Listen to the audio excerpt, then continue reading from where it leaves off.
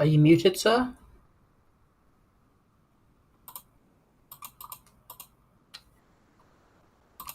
I don't hear you, Professor.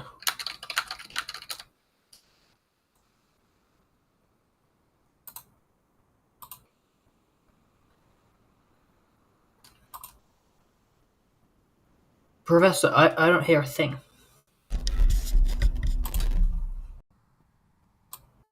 Is it me?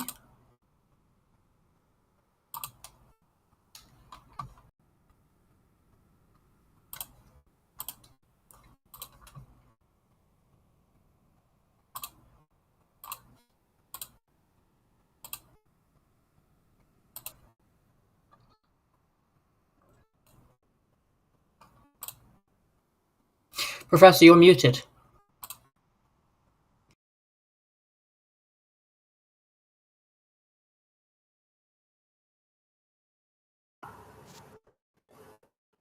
Yeah, should be. Anyway, you should be able to hear me now. Sorry about that. Yeah, I guess I was muted. I had my mic off. I pushed the. Now it's on. All right, good. So I'm sorry about that, guys. Let's start over. Like I said, we are live, so no big deal. So people are coming in now. Anyway, so it's another edition of the Liberty Report with Professor Red Pill and Adam Mad Maxwell from Liberty Rising Group. And remember, like, subscribe, and share with friends. We're going to be talking about today AI, and this is a good topic to get on. I got some stuff on my shoulder here, no big deal. So we're talking about AI, the algorithm, and system of control, so to speak. So we're going to get into how artificial intelligence and the algorithm is starting to control the narrative and media, social media, entertainment, everything, and it's becoming very, I guess, 1984ish in a sense. I don't know. That's basically where we're going with this, and yeah, hopefully it's a good podcast, and we get into some interesting topics. And I got a lot that I want to cover, and I think Adam also has his side that he wants to talk about.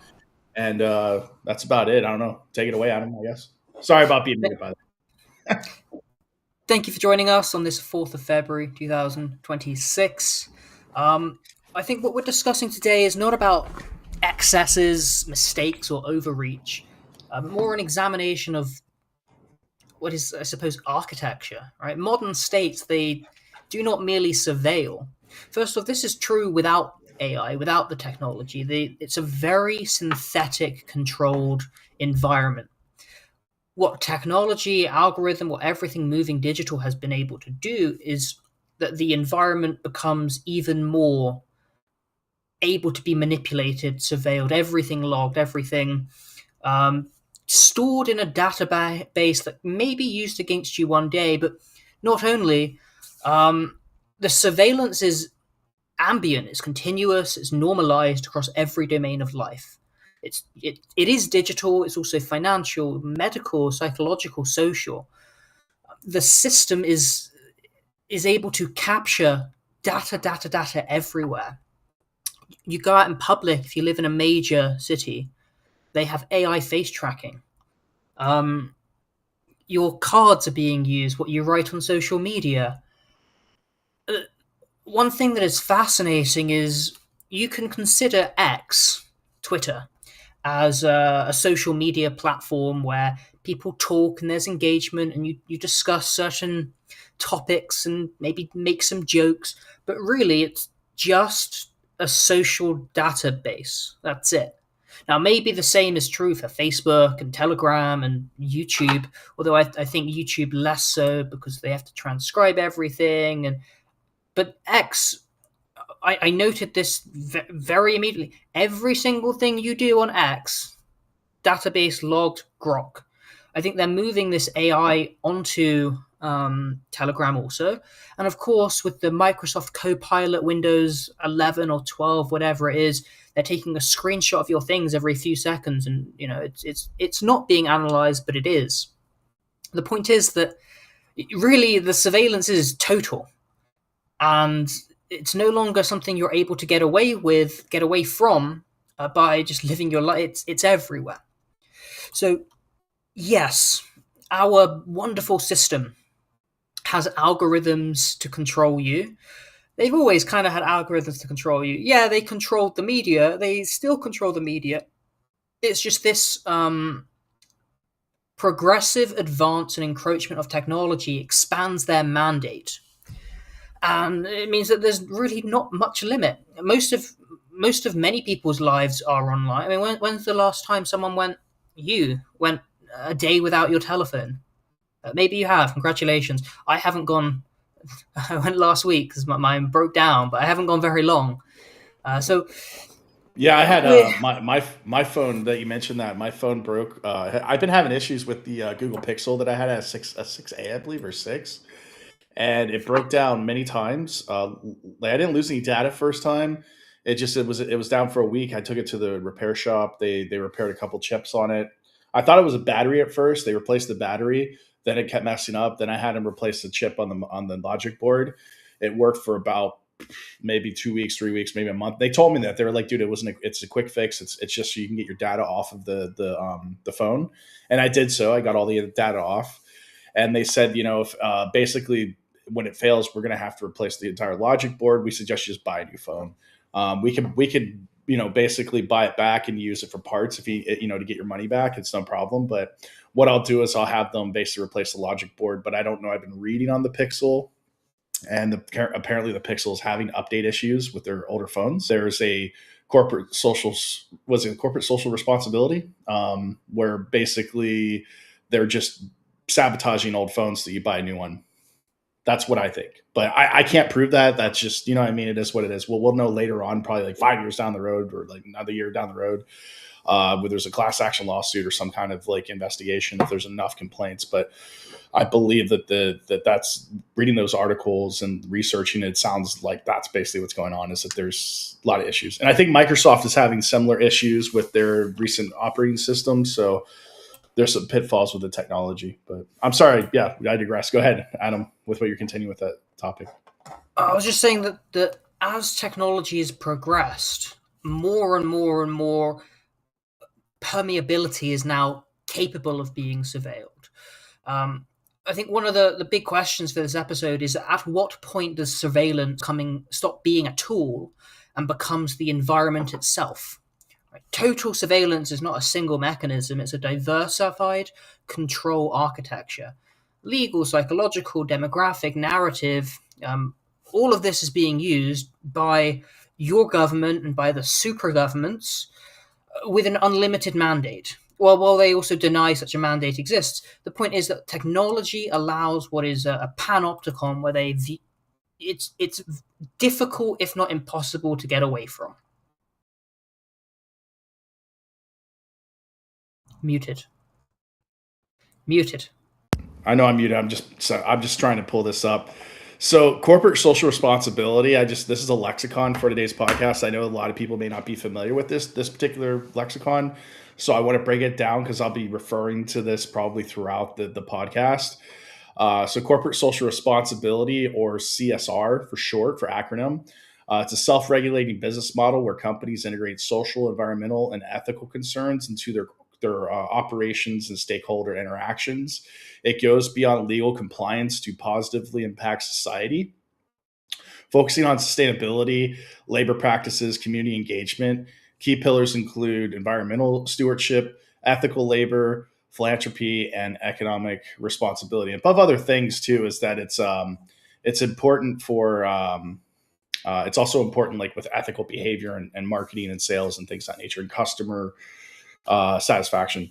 So yeah, I mean, I'll be using that lexicon throughout. I don't want to make this a real academic podcast, but it's important to understand what we're talking about in the lexicon, because this might be actually a more complicated podcast for some, and that's what's going to make it interesting, obviously. But yeah, I mean, in my book, Unleash Your Inner Sigma Male, the link's in the description. You can also get it through signing up for Locals. Rumble 3 gets you $3 off your first month's membership, and you get access to my book. I talk about about the corporate social responsibility in it. There's a section where I talk about Facebook and Meta in Europe, where this particular question or case study came up, and they were found actually liable for basically taking people's data information, what we're going to be talking about, and selling it to third parties. And the European Union basically was like, yeah, dude, you're doing some unethical stuff, and this is not good, because you should be informing the customer, the client, that you're gathering their information and databases and basically selling it to third parties.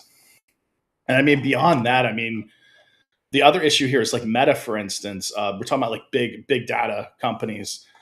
Meta right now has estimated 1 exabyte of storage data across all platforms. So this includes like their photos, videos, messages, logs, and metadata.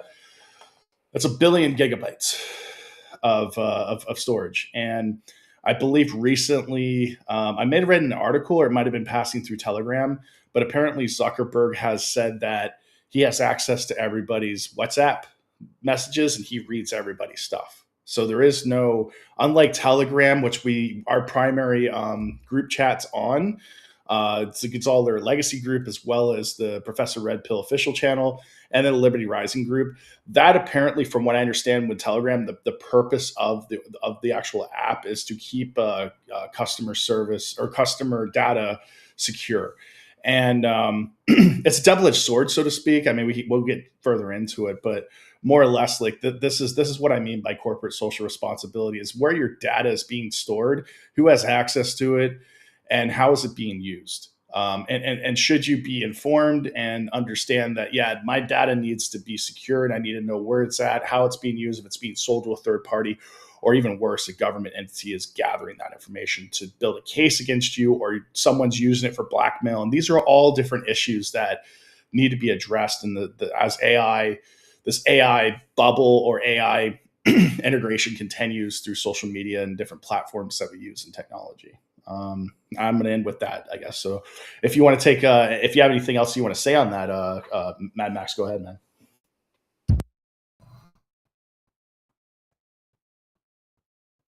A lot to take in, a lot of information.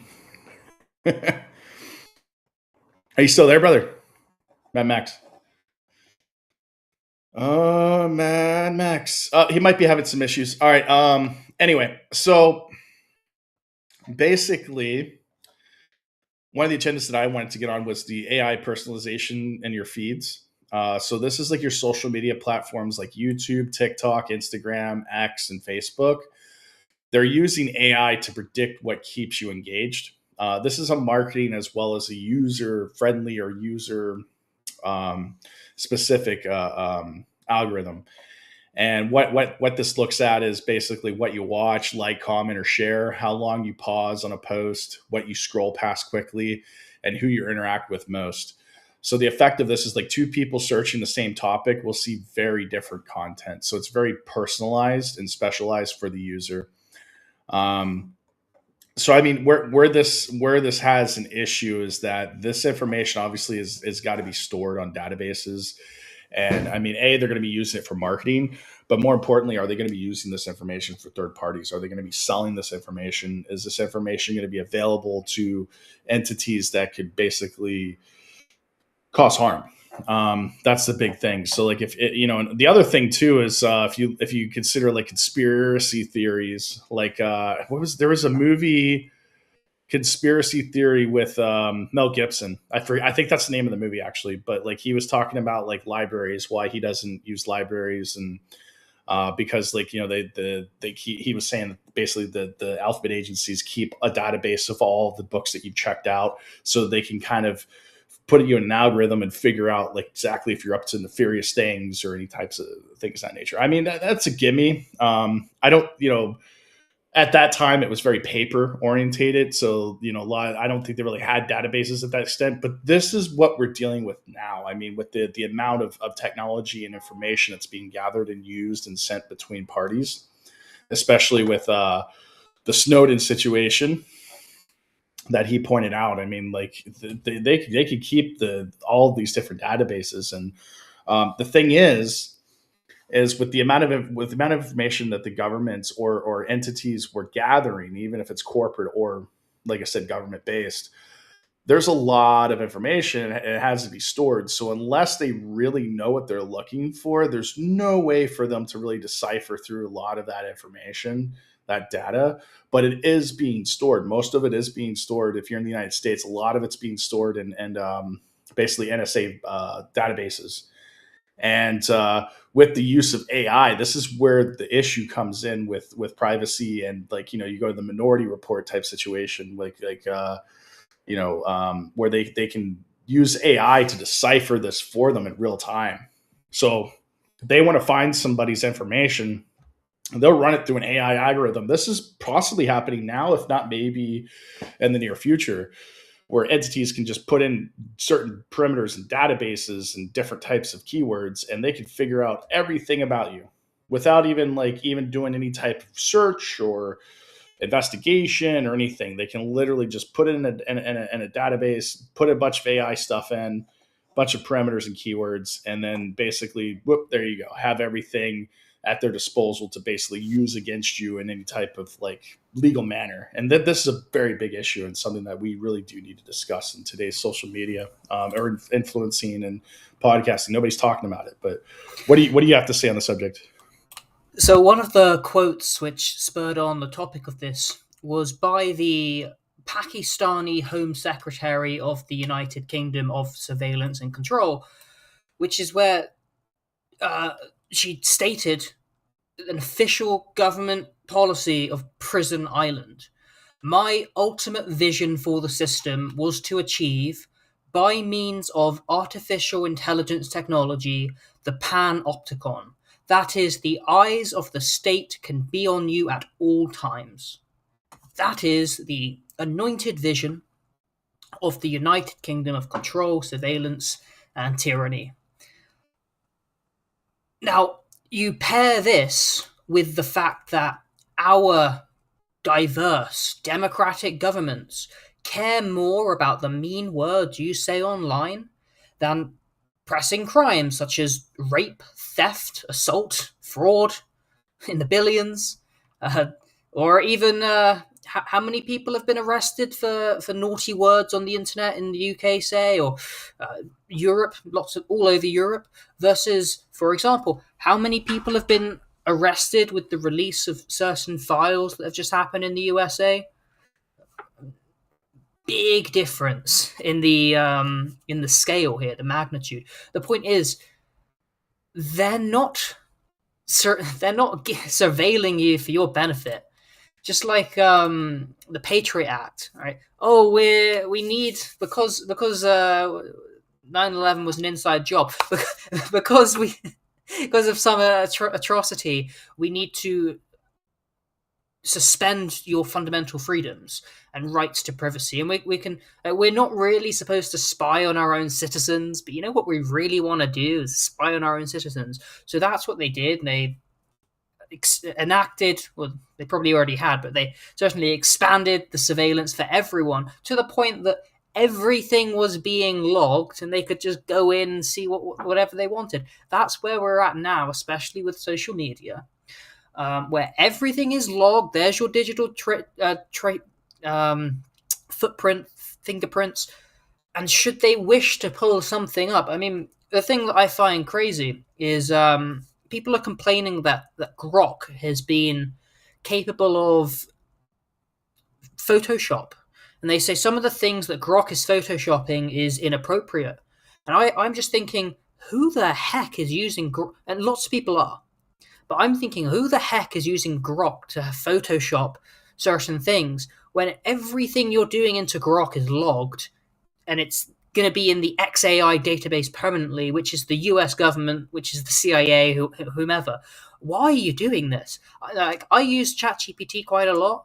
I know everything that puts in there goes straight to the CIA, straight to the Pentagon. And they say, no, that's not really true.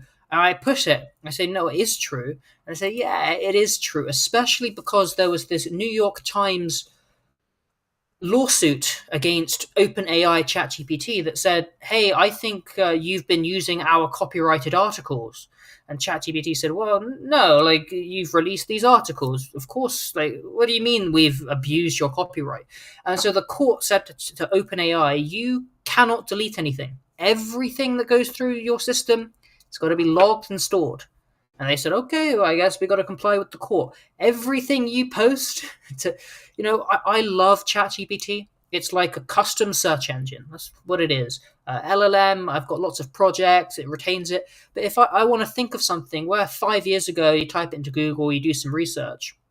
Today, I've got a custom search engine which stores that stuff, which on one hand is very good because it custom things back. On the other hand, it knows a lot, and if I'm not careful, if I write bad things, and I'm not talking about naughty language. I probably use naughtier language on my ChatGPT than I should, which would be a crime in the country I'm from. But it's a frustrating application. but it's like people doing these things. There is this panopticon where it's constant surveillance, and there is constant surveillance. We also see a lot that goes under the radar. There should be the belief that observation is constant. But who is... when you have this abstract state, who knows who's really doing the policing? As Professor said, is Mark Zuckerberg in your DMs? Maybe. I'm sure if he wants I'm to. sure he is. But is it Zuckerberg or is it is it Zuck X, or is it Zuck's employee number 136 or number 1492, or who knows? No one knows. So this is why it's very, very dangerous. Even scarier, I mean, just imagine if there's a pedophile that's not known as a pedophile working for one of these big tech companies as a moderator, and they're looking at chats between children. I mean, that's another concern that needs to be addressed. It needs to be addressed within Congress and Parliament and the EU Commission, saying hey, dude, are there child molesters reading messages on sensitive information? I mean, how's that? This definitely falls under the CRS guidelines. And more importantly, like I said, what you had brought up here, AI moderates content on scale. So because humans can't review billions of posts, and I talked about this previously, so AI is going to be able to flag misinformation, detect hate speech, violence, or spam, remove or downrate content automatically. And I'm already starting to see this in YouTube or CensorTube, if you will. So where the mistake happens with this in AI, it struggles with sarcasm because it's based off of logic as opposed to an actual emotional or whatever or satire, and it can mislabel political or controversial content because, like I said, political or controversial content, especially art form content, is very can be very biased. You know what I mean? Like when you're scrutinizing it, it's not supposed to be fact-based. It's basically satire. It's basically comedic. So it's using maybe factual information and just playing with it and making fun of it. So that can be automatically censored just basically off the AI algorithm. And that's also a major concern. It censors nuance. It's just not smart, right? As you say, it's at scale, but it's very indicative of the bureaucratic state. So there was a code leak glitch thing that you could do on X. It may still work, where you ask Grok for a semantic analysis and ask it, what are my flags, and how am I, Elon says it's freedom of speech, not freedom of reach. So you were able to, I don't know if you still are, able to see your freedom of reach. And I typed mine in and it said, yeah, you're being massively suppressed. I said, why? It said, well, you talked about the shoes. You talked about an event that occurred with millions of people back then. I'm like, what are you talking about? I look, and I was engaging with someone denying a historical event, and I was saying, no, here's the evidence. And I got throttled for engaging in a topic where I was even supporting the institutional narrative. I'm like, what's going on here? It says, oh yeah, it's just it's just delete your posts, and maybe I had to go through and delete a lot of stuff that were very good, like intellectual, nuanced, appropriate even. But no, it doesn't matter because there's just keywords. There's no real rhyme or reason. This is really how government works. And the important thing is, There's a Nietzsche quote: it is better to be stupid in your own way than wise based on the opinion of others. Now, with AI, it's actually stupid. So, if it's not even the opinion of others, at least there's kind of a bit of personability there. They just, I mean, think about how stupid government is and their policies and their bureaucrats, and now translate that to AI, where it's blanket, bureaucratic. There's just no room for nuance, no room for judgment, because they have to suspend judgment. And this is why sarcasm, bad. Art, if you think art's being suppressed, perhaps, I'm not sure what that means by that, but it is crazy. Yeah, very much so. I mean, the other thing too is like you said about reach and suppression. So the AI controls of visibility. AI is going to be able to it's going to be able to see who gets viral reach. So suppression of, like, say, trending news articles, trending news stories, like with the current Epstein issue, or Epstein files that just got basically dropped.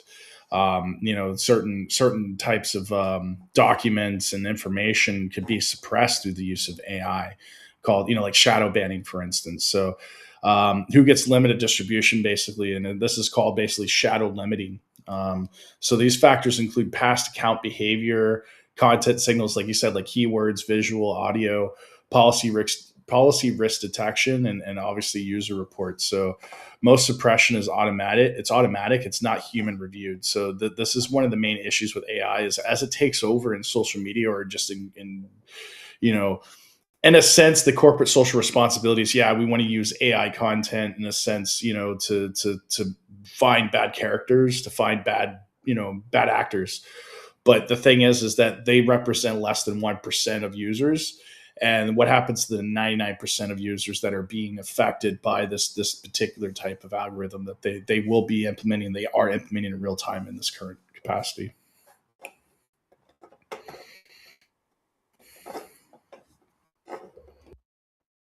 You still there with me? Oh, yeah. Sorry. No, just thinking, like, this is the other thing that what the government likes to do is they like to impose chaos and then sell you their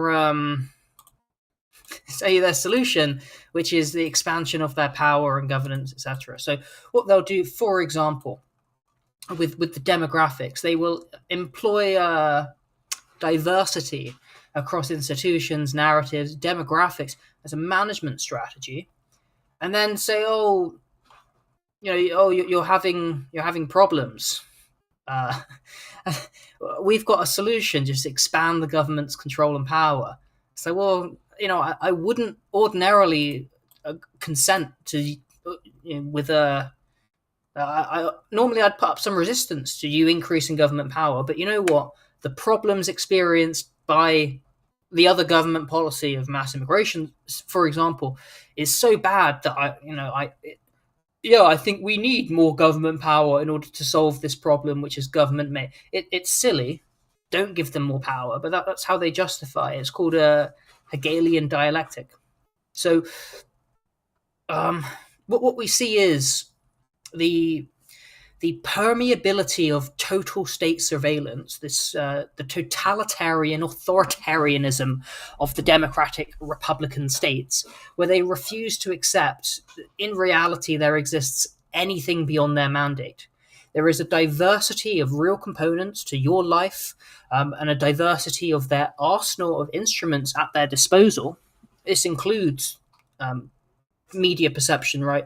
How they mythologize, legitimize, and otherwise construct narratives to manipulate mass society. And in order to manipulate them, that their things have any legitimacy whatsoever. What they do is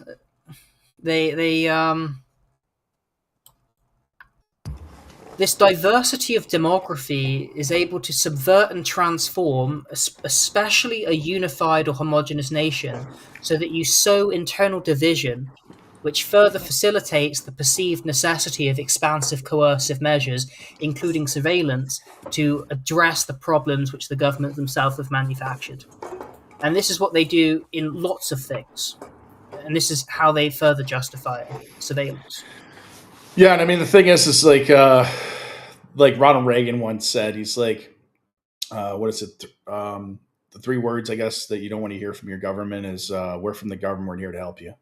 So yeah, you can't necessarily trust the government to basically do anything. Although I mean the purpose and scope of the government is to at least have some type of media exposure. So I mean, like they're basically there to kind of like deal with grievances and issues and the courts and things of that nature. Some level of safety and basic level of basic level of governance. So to keep societies just and to keep them stable. So I mean, now that we're getting into the brass tacks here, some of the I guess positives of AI in regards to optimization is the engagement. So AI algorithms basically be trained to maximize watch time, clicks, likes, comments, and shares.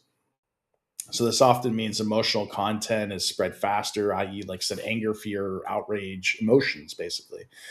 So extreme or sensational posts are going to get boosted, and calm nuances content spreads a lot slower. So basically the opposition. So it's basically an echo chamber, and polarization increases. We saw a lot of this with like X during during obviously COVID and during election cycles, and the ones that are getting like I said, the ones that are getting the likes and the ones that are spreading and going viral are basically those that are pushed by, not necessarily by an algorithm, but just this is natural people that are like, yeah, this is interesting. And they click on it, and basically the memes, like the meme clicks. But more or less, like the thing is how is this going to be used nefariously? I mean, it can be by governments. Governments can use this in order to spread misinformation, to spread propaganda. And if we go back to like World War II, with Churchill and other types of other government leaders, this is where we went from the telegram to the radio, the technological change of the, like I said, the 20th century. And Churchill was well known as a propagandist. He was well known for using. He had like weekly addresses, I believe, on the radio, and it basically was an hour of propaganda. And also the Austrian painter, same thing. Was the first thing that the German people, or the German government, I don't want to use the actual word, but the first thing they did was they took control of the media. That was the first thing they did. They took control of the media, the newspapers, the radio, television, whatever. Television was just in its early infancies at that point, but or video rather. And like I said, the Brits did the same thing. In the United States, during World War One, they had a lot of propaganda in film. So like the silent film era, during World War One, they would make these war reels, and it got kind of dramatized in the Starship Troopers. I don't know if you've ever seen that movie. I don't know if you have, Adam, but like it's. Heard of it, but I haven't seen it myself. Yeah, we did in the early days of the podcast. We used a lot of the clips from that to kind of like satire for getting people involved and signing up for the podcast. But more or less, it's like that's what they used in World War One in the United States to get people to join. Plus there's the propaganda posters and things of that nature. But you understand that this AI algorithm, social media outreach with the optimization, this is gonna allow for propaganda on steroids. I mean, especially with the AI content where they can create digital people. I remember Gonzalo Lira. We worked on a news story with him. This is actually what some believe is the reason why he was actually arrested, when he exposed the early days of the Ukrainian conflict, a staged media propaganda. And this was we did a lot of investigation, like the different people that we were working with and he was working with, because we all knew each other. And we came to find out that basically there was a video that he posted.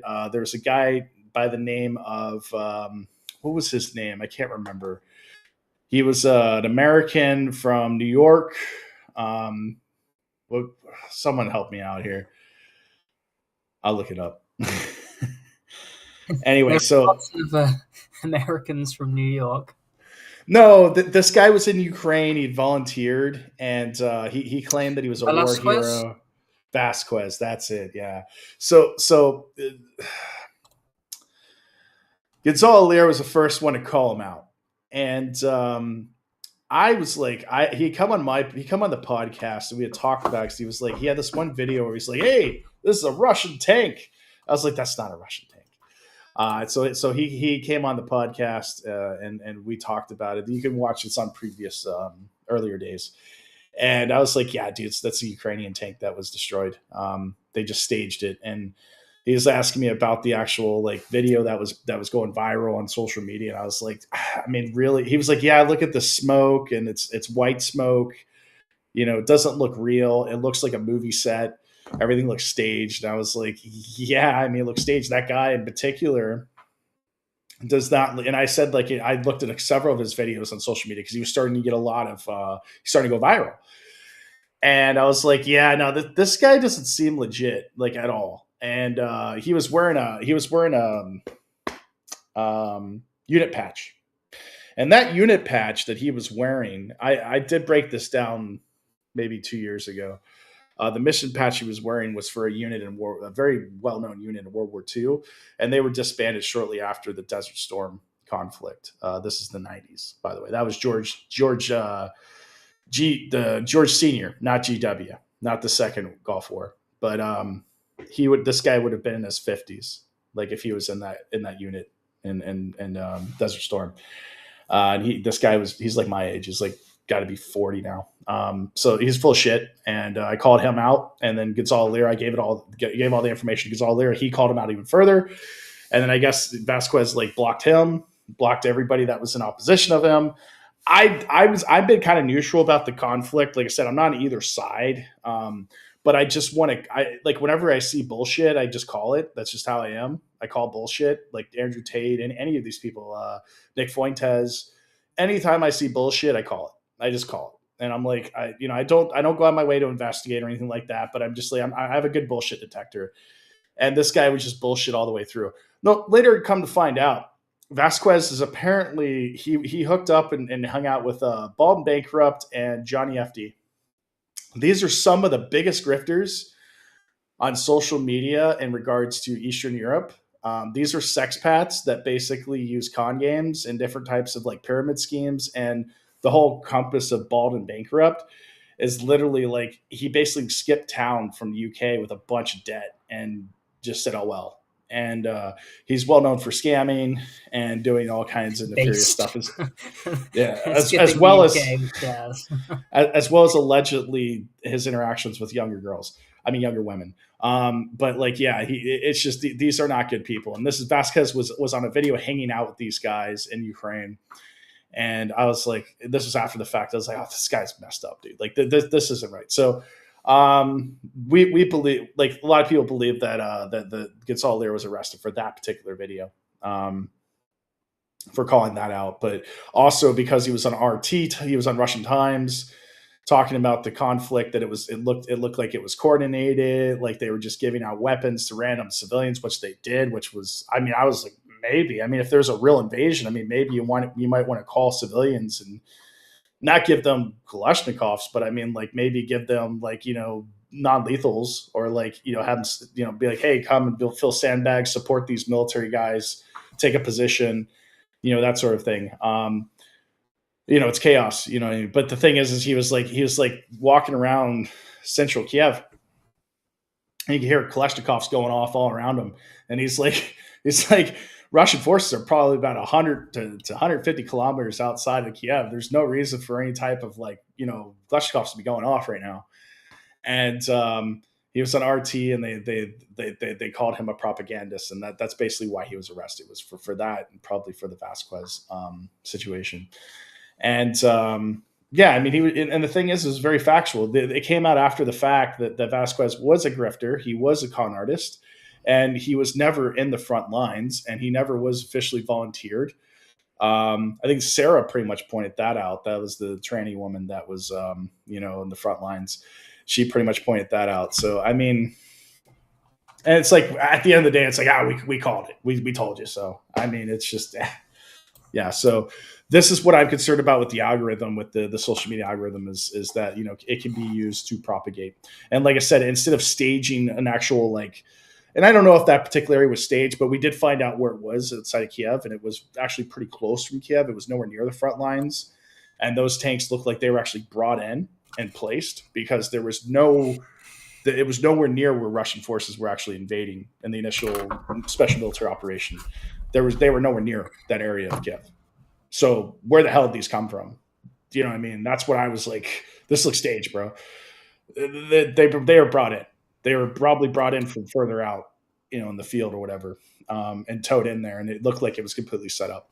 It's neither here nor there. The war's almost over. We've been talking often, but, off time and time. But hope so. Hope so. Yeah, I mean, the situation is that the main concern is that they could set up an algorithm, they could set up an AI video, chat, whatever, and propagate and say, this is what really happened. You know what I mean? Instead of actually blowing shit up or staging something or putting stuff on film, getting actors, they don't need that. They could just do it all from one room with one person and the NSA and just set up an algorithm and then just say, hey, let's just move this. Kind of like the movie Wag the Dog with, what's his name? Al Pacino? No, Al Pacino. Anyway, it's called Wag the Dog, where they set up, they've made a fictitious war in Bulgaria, I think, or somewhere. I think it was Moldova or Bulgaria, something like that. And they made a fictitious war because of a conflict or an issue within the internal, presidency administration or some kind of issue going on. Yeah. Go ahead. Wag the Dog was De Niro in Albania. That's it. Yeah, Albania. There, it's in the Balkans. So, tying back to what was said earlier, is that it's not freedom of reach, it's speech. It's not freedom of reach, it's freedom of speech. You can say we will prioritize, deprioritize. Before, they owned the media, the newspapers, the TV. Now we've got social media, but they can, and they do, suppress things that matter and promote alternative facts, i.e., fictions. And they can do this with the algorithm more effectively than they've done before. Right? They've been doing it. This gives them more control to do so. They don't need to persuade. They can prioritize because the power shifts to create what actually gets surfaced. And the question is, who audits that? No one knows. Reality becomes ranked. Truth, therefore, becomes a variable. And again, it's always been not great. What they do is they can score and model and predict everything you say, and in fact, then they'll do not just what you say. That they'll pick you as a person, and then if you're against the government, they can tie multiple things together. But whatever, you're controlled statistically, not individually. You're no longer an individual. You're a collective categorization. You're a probability, which then leads on to, of course, probabilistic pre-crime. Instead of having laws that's supposed to constrain power, now power's going around the law. They've got systems and compliance and automation. With bureaucracy and artificial intelligence, you have coercion even without decision makers. So the bureaucrats in real life, they're evil, they're banal. They can't really be held accountable, but you kind of can. If it's AI that's bending you over and going at you without any lubrication, who the heck can you even hold accountable? Who can you sue? So they don't even need to lie anymore. They can just, optimize engagement. This doesn't have to be so sinister. They already do this. What's it called? Shock news? Shock it all? No, they reward outrage, fear. Oh, shock jockeying. Yeah, shock jockeying. Yeah. Sure. And so the truth, they don't even need to censor necessarily because they just they optimize engagement. Mm. This was actually one of the claims for why Trump lost the second election, because Facebook was actively suppressing stories of the Hunter Biden laptop, for example. That's one of the that's one of the things they talked about. Yeah, there's a lot of tomfoolery going on, and that's why I brought up Meta and the fact that they have a one exabyte of data that they could store of your information. So the thing is with social media, if it's free, you're the product. Basically, they're just storing all your information to sell to third parties, which we have is proven through case studies in the European Union where they are actually sanctioned, had to pay fines, and told not to do it again. That's corporate social responsibility, by the way. So the other problem with this predictive governance, this preempting, right? They're not looking to punish crimes, but preempt behavior. You don't need due process when we just have risk profiles. and again, this is not new. They do this. They do this with I think CPS, I think, do this in America and Canada, where they can go in and they can take your children away without any due process, really. Just kind of like the jealous other parent, maybe, or there's been a report that they do. You don't have due process in many cases. In my case specifically, I didn't have any due process. They didn't have anything at all. In my persecution case from 5 years ago. There's a common tactic that they love to exploit, the government. It's a nuance debate. And I mean, the thing is that we're talking about this, like, especially with corporate social responsibility. There's a particular case in what's his name? Clint Eastwood he produced a movie. It's about Richard Jules. I don't know if you've seen that or heard about him. You can look him up, Google him right now while I'm talking about him. But basically, this was the age of basically news media, like 24-hour news coverage, CNN, things of that nature in the news cycle. And Richard Jewell was he was a security guard that was guarding the Olympic Games in Atlanta. Very quickly, is this a real story, based on a real story, or not? Yes, 100%. Okay, there was one that happened recently like this, where someone called in. We'll get to that. But basically, like, Richard Jewell, like he was first implemented as a possible suspect by news media, by the news cycle. And then the FBI, someone had like some of the news media printed a story about him that he was being investigated by the FBI for involvement, which he wasn't. He was found later not to be involved, and they eventually found the person that committed it. And he was a hero. He should have been, given award, his acknowledgement, and it was really sad, the story with that, because, like you said, the media hounded him. And then he was demonized and considered guilty by what they call at the time the mainstream media, or guilt. Was it guilt by media? There's an actual term for it. Anyway. He's convicted in the court of news media coverage, basically. And this is the before social media came about. So this was the pillar of what we were going to see with social media. And like I said, we saw.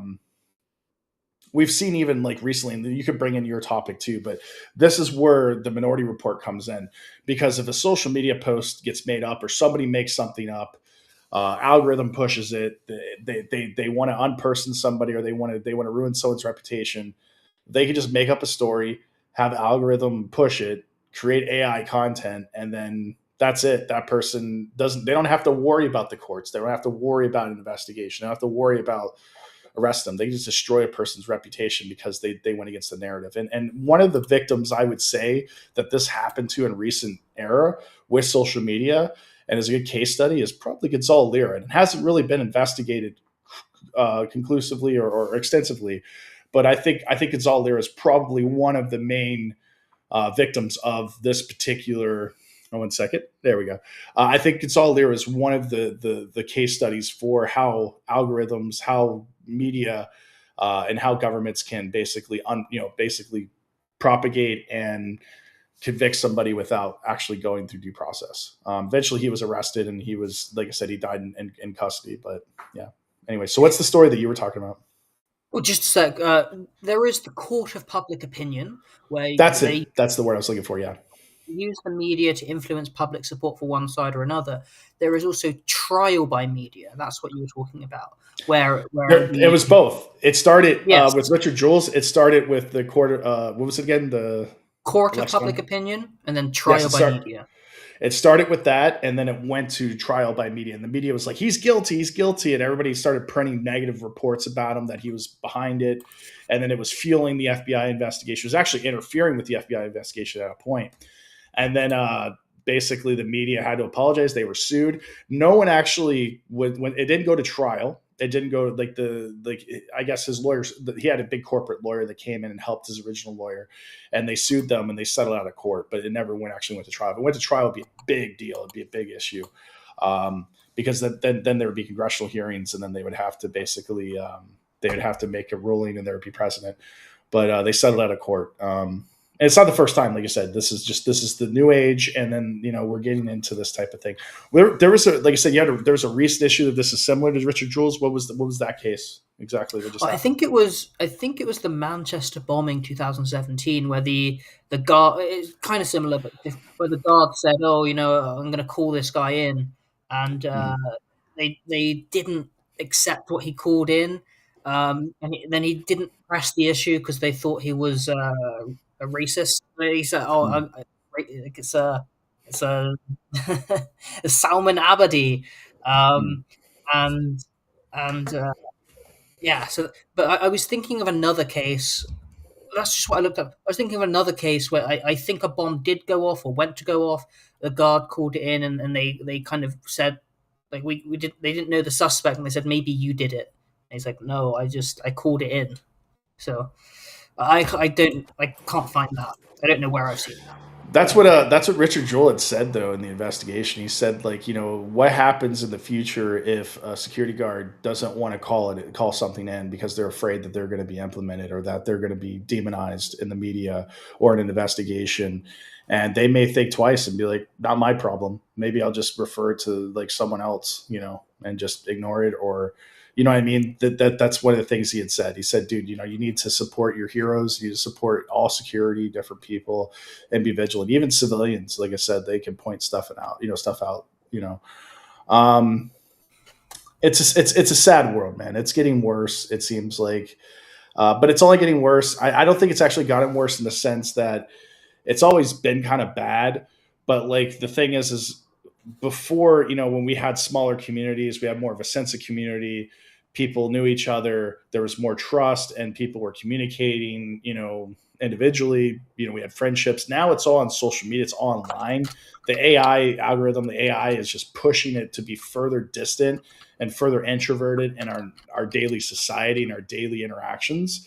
So I see it getting worse to the point where people are no longer able to socially interact with each other. And then this is going to affect human trust and behavior.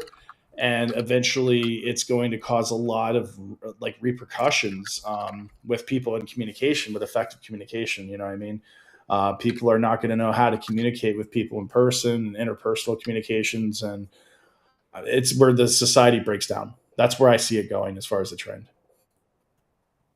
And the trend is that the surveillance is an ambient infrastructure. It's not and no longer an exceptional measure. They collect en masse without individualized suspicion. There's indefinite retention, and there's cross-agency fusion. It is permeable. It flows across domains. It merges data sets. It dissolves the boundary between public and private life, if there ever was one. And because it's the government, there is also unlimited power, and they don't understand what is a legitimate limit. This is what I meant by what I said earlier: totalitarian, authoritarian. It's total, there is no limit, and they exceed beyond any legitimate mandate of their authority. They don't need to claim unlimited power openly. They just deny the existence of limits by redefining necessity, kind of. And so this is what I was going to say just about my experience of bureaucracy and surveillance. I was subjected to about 4 months of government surveillance without AI. People watching me go to the stores, looking through my walls, my windows, trying to find out where I am and who I'm talking to, etc. And what they did is, this was all entirely illegitimate. They didn't have any mandate. They were proven to be wrong, but because it was like the bureaucrats following orders, there's been no accountability. Because it's the state, there's no accountability. What I really want to invoke here is the thing that I found most distressing about all this is a nuanced debate. Is that people say, well, I agree in principle that what they did was wrong, and I see empirically that they were incorrect in what they did, but look at it from their perspective. They had concerns of unknowns, and the subject, me, failed to comply with their illegitimate demands. Subsequently, they escalated their coercion, leading to horrific crimes. Well, someone says, the bootlicker, maybe if you just done the right thing and the victim complies with their rapist, then it wouldn't happen. And so it's a similar thing. Maybe if you just give your government access to everything about you, digitally, socially, personally, privately, if that even exists, then maybe they wouldn't have to. And the important thing is, this is how they are going to be manipulating the public in order to gain popular support, and to whatever extent, for their measures, for their expansion of power. And that really is the most dangerous thing, because they you said earlier, the government is supposed to ensure law and order and maintain the minimum stability. That's what they're supposed to do in kind of classical liberal or libertarian theory called minarchism. That's not what they do at all. No. And the whole point of anarcho-capitalism is these are functions which can be done by institutions, and government is the wrong institution to do that. It's better to have private institutions. They do a better job. Now, that being said, and another thing you said something about screw the government, all right? Everything they do is not for your interest, it's for their interest at your expense to further their power. And this is why we have to oppose government surveillance, which is what AI is, right? So someone said to me the other day, they said, OpenAI is losing billions of dollars a year. They're not economical, they're going to go bust. And I said, no, it's not economic, it's security. Why are they losing billions of dollars a year? Yeah, maybe data is expensive and tokens and things, and you need that. But they're just investing and investing and investing, and they know if they need money, either they're getting a direct grant from the government or a loan or a government-aligned oligarch or management institution. I mean, BlackRock or Blackstone or whatever, they can just throw the money at them. Oh, it's a good investment. And they're never going to run out of money, because it's not a free market enterprise. It's all corporate government fusion. This is the fascist dystopia that the Antifas should be arguing against. And actually they are. Now, ICE is a nuanced discussion and not within the mandate of this podcast. But the one thing that some people get right is ICE are actually creating databases of you, the people, anyone who resists them in person, which we're not going to get into it in this, but they're creating these databases. And for example, in the UK, I think they just said, we're not going to do the digital ID, but they tried to, and the goal was, we have imported millions, maybe 10 million plus migrants who we don't want, and we're going to have to introduce this coercive, expansive measure, which, as you said earlier, it's supposed to target the 1% or whatever, but it really targets the 80%. And then because it's the government doing it, they don't even punish the 1% that they're after. Exactly. That's usually how it works. Yeah. I mean, it's the reason why they don't go after a lot of the 1% is because they're either informants, they're working for the same people that are supposed to be like protecting the 99%, or they literally are so busy with bullshit cases and investigations they don't have time to investigate the 1% that they have to, And this is like Richard Jewell. Think about it. It was mentioned in the film that Clint Eastwood produced and directed. That basically the time that they spent investigating an innocent person, they could have been going out and finding the real culprit, the real person that was behind it. And that person wasn't even found until they were basically a part of another investigation, and they basically confessed to it because they were already under investigation for multiple different incidences. So it's incompetence at a grander scale, and people like a lot of times with the government is, I'm not gonna say the government's lazy per se, but I mean, something that's quick and easy and simple is something that they want to just get onto the next case and get it done with.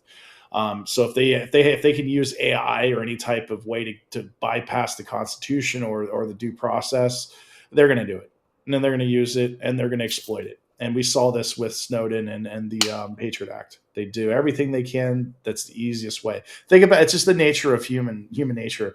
If you got something that you can do that's a lot easier than doing the hard work, about 98% of people will just do it the easy way instead of doing the hard work. It's the 2 or 3% that actually are like, no, I'm going to do this the right way, and I'm going to do the hard work because I'm going to learn something, and I'm going to make sure it's done right. But that's very few people. That's a Sigma mindset, and the Sigmas only represent maybe 1, 2, maybe 3% of the general population. So, as what it is. People are lazy, man. And people want convenience, and they want something simple and easy, and they don't ever want to really find the real reason or do the work. And that's becoming more prevalent today in modern society. It's unfortunately. You're muted, brother. Just we come to the close of the episode, I want to talk about something perhaps positive. Positive's not the right word. Productive at the very least, especially if you're young, but not otherwise. But otherwise too, creating content not for audience viewership, but for the AI. What do I mean by this? I was having some banter with with a left-wing anarchist on X, and he was making some accusations which were just foolishly incorrect and guilt by association and twisting facts in quite a slimy way. And I was like, and what I would do is I would ask Grok. I would say, "Tell me about this interaction that's going on." And Grok says, "Well, Party A is making accusations about Party B." And I said, "Grok, you're just repeating what's being said, and you're kind of laundering it. You're kind of treating it as legitimate. There's no legitimacy here." He said, "Yeah, but I'm saying that the conversation is surrounding and it's focused on this kind of thing." And what I did is I made a thread. I used Grok to make the thread, actually. I said, well, if he's going to make up wild, slanderous accusations and it's going to be laundered by the AI, so when you ask questions about it, it's like, oh, by the way, look at these accusations. I was like, I'm going to do the same thing back to him. I'm going to make it ridiculous. And I did this. I had a lot of fun with it. And I repeated it a couple other times. So some of the X posts that I've made are not for the 20 followers I have on X, say, but just for Grok. And I think this is really the right thing to do. I know what we do with this podcast with the transcript, it doesn't do well for algorithms and for the corporate algorithms, especially if we took off the transcript and gave us a scoring. But one thing that could be done for people is, especially you're a young professional, consider your AI digital and public footprint. You can even use AI to do it, but it's just writing articles, say, on a Substack associated with your name that just hits those keywords. That's probably the best thing you can do. Already with resumes, most resumes nowadays apparently are not read by humans. Most are read by AI. Most are not even read. It's just passed through. It doesn't meet the keywords. So, of course, what you have to do is you have to use AI in order to meet the keywords for the AI to pass it through for you to even get to a human review. It's ridiculous. But if that's what you have to do, again, maybe the right thing to do is digital marketing yourself. Just a few pieces out there. Substack's a good medium, or LinkedIn. Just publish a few articles that signal, and not signaling to other people as the primary audience. They're a secondary. The primary audience is AI. Yeah, I agree. I mean, it is what it is. At the end of the day, like I said, AI. I think, like I said, there's good and bad. I mean, don't think of this as like a negative podcast against artificial intelligence or the use of the algorithms or anything like that. They can be used in a positive manner or they can be used in a negative manner. It just depends on the user and what its purpose and scale and scope is being used for. That's it. So that's all I'm going to say on that. So, like I said, guys, like, subscribe, come to the Telegram channel. Gets all their legacy group links in the description. You click the join button if you're in Rumble. I think it is right here. So yeah, go ahead and join locals channel. And like I said, I put a lot of information on there. A lot of the videos and podcasts are archived as well. You get my book, Unleash Your Inner Signal Male, where I talk about corporate social responsibility, and what we're talking about here. That's all I'm going to say on my part. Thanks, guys, for joining us on the Liberty Report for February 4th, 2026. And anything you want to add, Mad Max, before we close? Thank you very much for watching the episode, for your continued support, and for engaging with our content. Much appreciated.